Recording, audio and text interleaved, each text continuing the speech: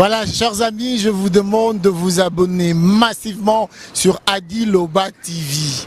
Venez me rejoindre, venez me retrouver sur Adi Loba TV. Aïe! Rendez-vous dans ce moko Adi Loba TV. Abonnez-vous massivement. Rendez-vous dans Ngai Nabino, Nabino Nangai, et Zana Adi Loba TV. Je vous attends, vous ne serez pas dessus. Adi Loba TV, aïe! Ozoloba que staff la biso, entraîneur, staff wana, on a joueur intégré dans le club, bien pour na équipe nationale. On parle de sport surtout, on parle de sport, foot, karaté, surtout wana, nous autres on a par respect, vraiment pour déborder ma montée. Mais c'est la honte pour nous. État qui est bantou, état qui est africain. Genre, je sais même pas. Moi, je dis que je suis mais comment je suis donc, mon père a fait mal au bal. C'est un autre ami-bal. Un petit là vraiment. Bissonnement. Et ça sur base de quoi tu peux faire de telles déclarations au fan de oui, mais la vérité, les entraîneurs vous couchent avec des joueurs. On peut sélectionner pour les entraîneurs, vous couchez avec des boxeurs. Et ça, histoire vraie. Mais est-ce que tu as de preuves? Parce que remonte aux autres, commander ça le bazar. Maintenant, qu'est-ce que tu racontes? Sur base de quoi tu peux faire de telles déclarations? En fait, moi, dans les cas d'étape, genre que dans l'étape que j'étais sélectionné, genre la sélection c'est Koteri Moroboy. Moi je suis parmi les meilleurs, mais moi je ne suis pas sélectionné parce que dans l'Inga qui est là, et là, on va entraîner la limité. Déjà, on a sous-ordre là-bas. Non, pas un jote, mais on a moins la bitinda. Au jour d'aujourd'hui, c'est un jote. Mais à l'ancienne, c'était déjà. Parce que moi, ça fait longtemps que je suis en Europe. À l'ancienne, c'était quoi, genre? Il faut aller sous-ordre. Moi, il ne faut pas diriger. Au jour d'aujourd'hui, j'ai entendu parler de quoi? C'est pas beaucoup de monde, plus de 10 personnes. Genre, tu es bien au moins dans la sélection. Je ne parle pas de tout ça. Je ne parle pas des gens.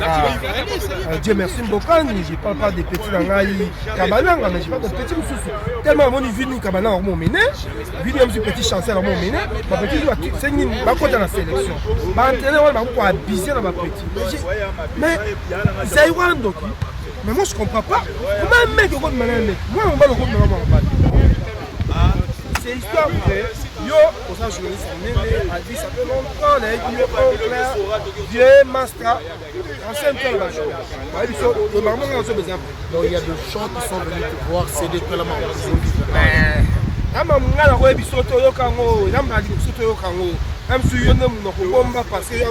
média tu peux les gens ils savent que les entraîneurs qui couchent avec leurs joueurs, on appelle ça. C'est pas parce que vous êtes après la télévision, maintenant tu commences à dire n'importe quoi. Et en plus, je ne manque pas 1 euro quoi. 10 euros. Ah. Je ne manque pas ça, je ne manque pas ça, je ne manque pas ça, je ne manque pas ça. C'est des 500. Moi, c'est bon. Ah,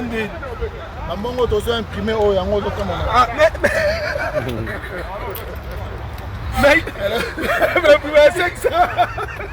C'est voilà. On va clôturer notre élément parce qu'on n'a pas assez de preuves pour approfondir. Vu qu'on a entendu, l'enquête de ça, on a bien le collaborer comme ça, tu continues. C'est de pour nous clôturer. Pour te clôturer, là je suis sérieux, c'est la honte. Moi, je suis mérité à côté de la sélection. Il faut côté la sélection, moi tu as parti. On a parti pour moi, on a côté la sélection. J'ai un bon machin, mais moi abusé donc, bon déborder des étapes quoi. Genre, comme une anjo, toi, moi, dans mon bal. Mais moi, je comprends pas. Mais comment, moi, dans mon bal, comment pousser dans mon bal? Des fois, aussi, on a mon slow. Ma petite, tu vas innocent, 18 ans, 20 ans, la vie, on a passé dans le sport. On s'entraîner H24. C'est la honte. Surtout vous, entraîneur en football, merci. Merci à vous, Kevin. Jésus Maye. Maître Jésus Maye. On vient dans ces émissions.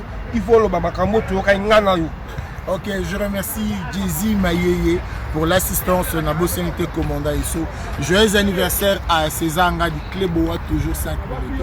Eddie nos images avec nous toujours. Christian Londoli Yolinakabale, Papi Boka Yolinakabale, Roger Mambu, Boyoki Makambunga Nazokao. Picho Bongoso était avec moi. Sacré. Sacré Azaza. Vous êtes tellement béni. Yaïbo Kimwanga, Bino Toubozala bien. Joyeux anniversaire Yaïbo Kimwanga. C'était bel et bien le Selbe Adi Londolé pour comédie. Je vous dis à très bientôt. Adi Loba TV. Aïe! Amis, je vous demande de vous abonner massivement sur Adi Loba TV. Venez me rejoindre, venez me retrouver sur Adi Loba TV. Aïe! Rendez-vous dans ce moko Adi Loba TV. Abonnez-vous massivement. Rendez-vous dans Ngai Nabino, Nabino Nangai, Ezana Adi Loba TV. Je vous attends, vous ne serez pas dessus. Adi Loba TV, aïe!